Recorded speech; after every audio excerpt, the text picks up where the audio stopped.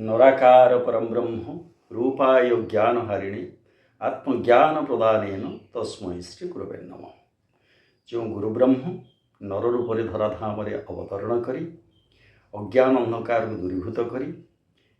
आत्मज्ञान प्रदान करिथांती सेही गुरुदेवंक श्रीरंगा चरण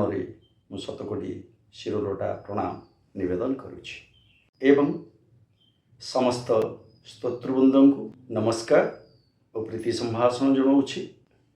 जीवनर चरम और परम लक्ष्य होछि भगवत प्राप्ति बा ईश्वर को पाइबा।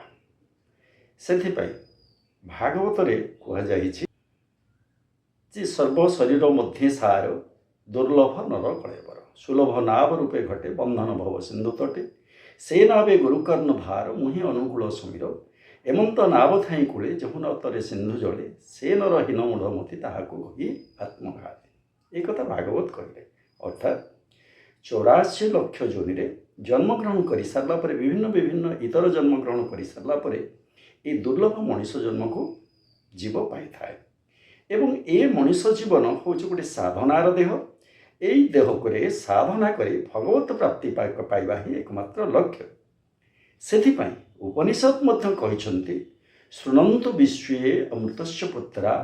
अजे धमाने दिव्य नितस्थु वेदाहमेतं पुरुषं महन्तं आदित्यवर्णं तमसा परस्तात् तमेव वेदित्वाति मृत्युमेति। हे दिव्य निवासी गण, हे अमृतर संतानगण, तुम मैंने समस्ते श्रवण कर मु ए अज्ञान अंधकार को आलोक जीवाको पथ आविष्कार करिअछि। सकल तमसार जो ऊर्ध्वरे जे आदित्य वर्ण तांको जानी पारले ही सेटाको जाई हुए आ मुक्तिर अन्य कौन उपाय ना। एक कथा आमर भागवत शास्त्र पुराण वेद उपनिषद एमाने बहु भाग विघोषित करुथिले मध्य किछि लोक नास्तिक अछंती भोगी अछंती निरीश्वरवादी अछंती जो माने ईश्वर को ग्रहण करते ना एवं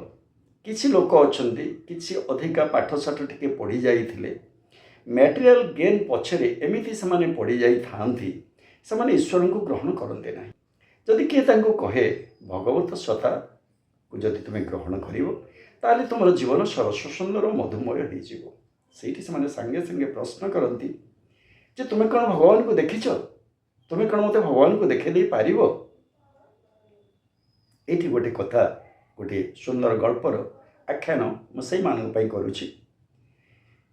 जे गोटे अंचल जड़े सन्यासी आसी सिद्ध सन्यासी से रहिले किछि दिन पर तांकर महिमा चारिआडे प्रचारित है। बहुत लोग धीरे धीरे तांकर शिष्य बनीगले एवं सी संपूर्ण वातावरण गोटे अति सुंदर हरिनाम कीर्तन सब बेले निनादित है। से अदूर गोटे पहाड़ तले गोटे डाकू दल रोते से डाकू दलर किछि लोक ए सबुर प्रभाव रे प्रभावित हो धीरे धीरे गोटे पर गोटे डाकू दल जड़े जड़े आसी से बाबांकर से सन्यासींकर शिष्य हो गले। एभली गोटे अवस्था आसी पहुँचला जितेबले से डाकू पाखे आउ केही भी रहिले से अत्यंत भाव में मर्माहत होगला क्रोधित होगला। से हठात दिन साधु आश्रम आसी पहुँचला गोटे खड्ग हस्त हाथ में गोटे असी खड्ग धरी से कहले जे मु तुमको यही मुहूर्त में हाणीदेवी। तो साधु तांको पचारे कौन पाई तुम्हें मत हाणीदेव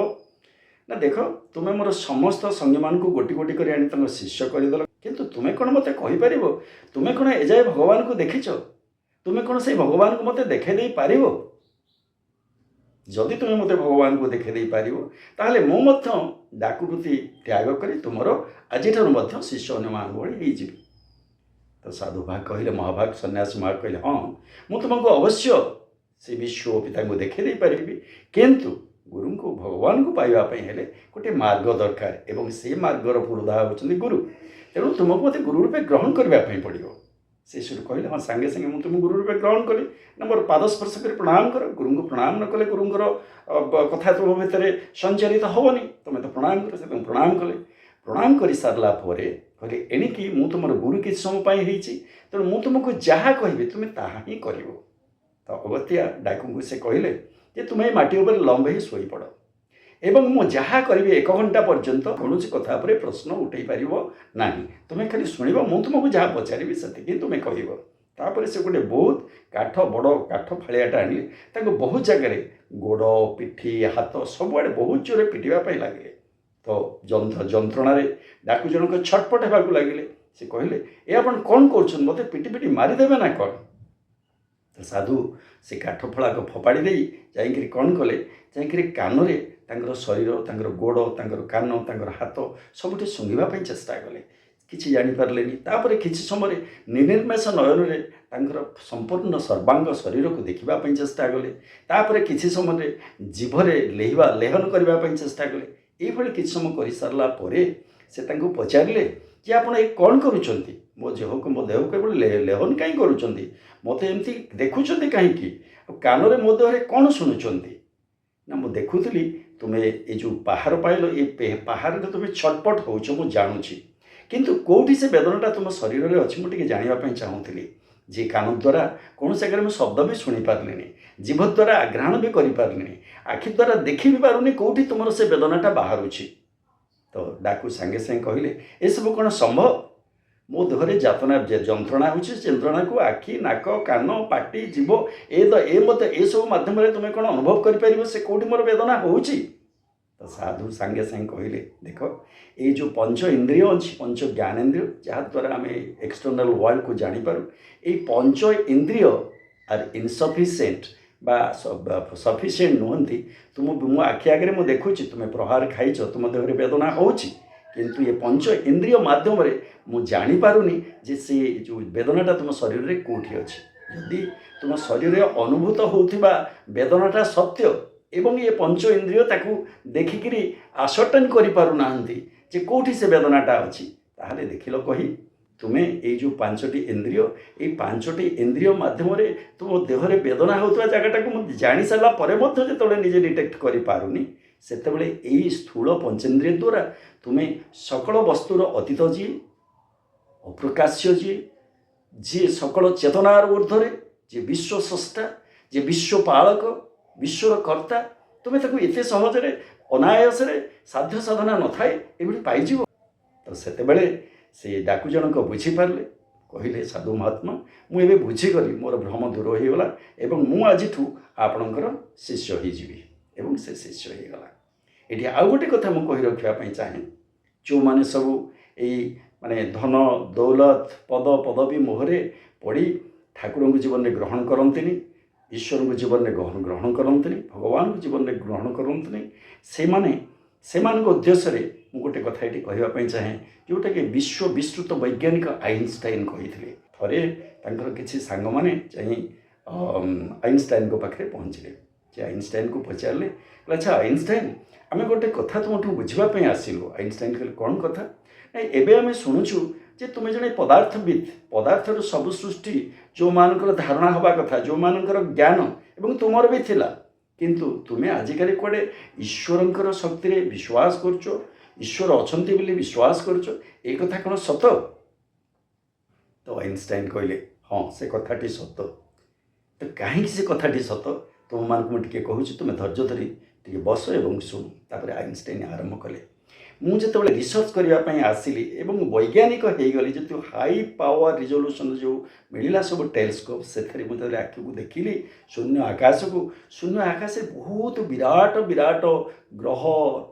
निहारिका ग्रहाणुपुंज आउ पृथ्वी आहरी बड़ बड़ बहुत ग्रह नक्षत्र एम सब ट्रेमेंडस स्पीड्रे स्मरणातीत कालू आकाश में घूरी बुलूं देख तो गोटे छोट बाटटे अच्छी से 1000 लोक जीवा कथा 5 मिनट अपेक्षा कले समस्ते चलीजे किंतु कहार जे जो विंश शताब्दी नव्य सभ्य शिक्षित जो मनीष निजको घोषणा करुच्ची प्रतिपादित करुच्ची तार एतिकी धैर्य ना 5 मिनट अपेक्षा नक गोटे दला चकटा हो जापी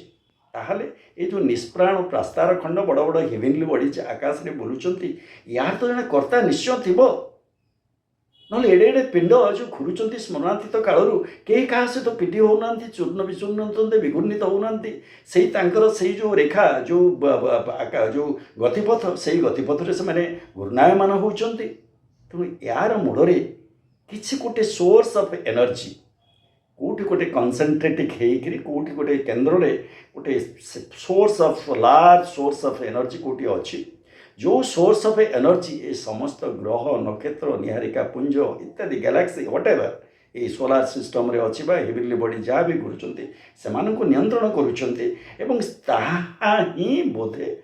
ईश्वरीय सत्ता एवं किए तांको भगवान किए तांको कृष्ण किए तांको जीशु किए तांको मोहम्मद कई भली भाव से तांको कहउचंती किंतु ईश्वरीय सत्ता निश्चित भाव में अछि एई भली भाव में आइनस्टाइन ए प्रश्नर उत्तर देइथिले तेणु ईश्वर को ग्रहण कले जीवनटी सरस सुंदर मधुमय हुए तो माने होचन मेडिकल साइंस रो प्रोफेशनल्स सेमाने जेतेबेले लेखन्ती प्रेस्क्रिप्शनटा आनिक लेखिबा आरंभ करती से गोटे आरएक्स लिखती कहीं डाक्तर भी लिखती मु चिकित्सा करे डाक ईश्वर भल करती तेणु ईश्वर को केन्द्र धरी ईश्वरीय सत्ता को केन्द्र धरी आम जदि जीवनयापन करवा से भाव में आमर प्रतिटी कर्म सहज सुंदर सहजलभ्य हम एवं ईश्वर को पाई आम जीवन जापन धन्य हम तेणु आसतु समस्ते ये नर जीवन को यही मनीष देह को सफल करवा ईश्वर को जीवन में ग्रहण करवा ईश्वर को जीवन में ग्रहण कर ईश्वर को सब समर्पण कर जीवनटा को आगे नवा देखिए जीवनटा अति सरस सुंदर मधुमय हो जाइए जीवन सार्थक हो आज ये रोचे परवर्ती अध्याय पुनः आपण सहित संयोजित हेबी आउ गोटे किसी टॉपिक उपरे आउ किसी विषय वस्तु उपरे आम आलोचना करवा जय जगन्नाथ जय गुरु।